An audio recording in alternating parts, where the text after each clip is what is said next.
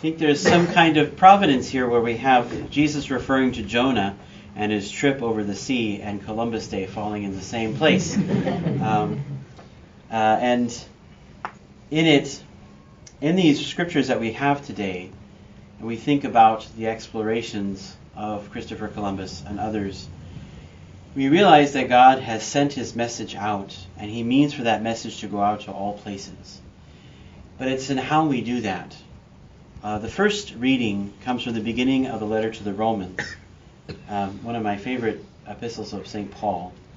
And one of the challenges he was experiencing was between the Jewish populace of Rome and the Gentile populace, in that they were fighting over each other about who really should take charge of the community and for whom was all this meant to be.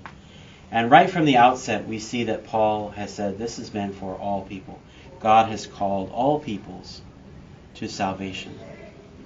And so that, as a church, we must constantly be aware that all peoples are called to salvation. He's made his salvation known, and now he invites us to share in that work.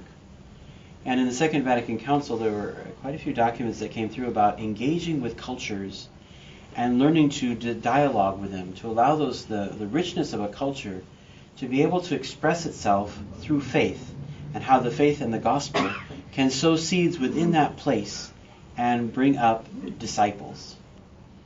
And it really has encouraged us to really say, well, how do we engage these peoples in what they understand and know about life and about what they can receive from the gospel and how that can flourish within them?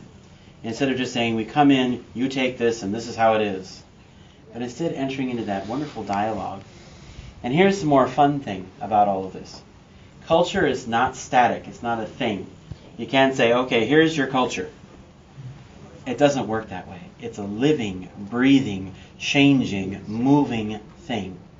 Which means what? As church, we need to be living and breathing and moving right alongside, bringing the light of the gospel and the announcement of salvation along all of those steps of the way, so that all people can experience in Jesus Christ the greater thing that he was talking about. So they don't have to look back and say, oh, we wish we would have understood that, or we wish we would have gotten that.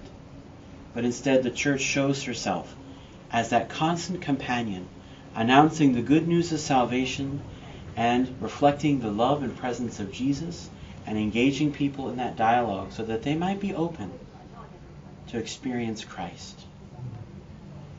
And so as we celebrate this Eucharist, we're being asked, do we have the courage to do that, to be the kind of church that is living and breathing and moving, that is announcing good news, reflecting the love of Christ, and helping people open their hearts to experience the loving presence of God?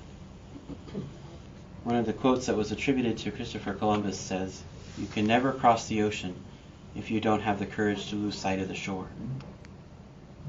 So do we have the courage to lose sight of our shores, to cross the ocean, to bring the good news?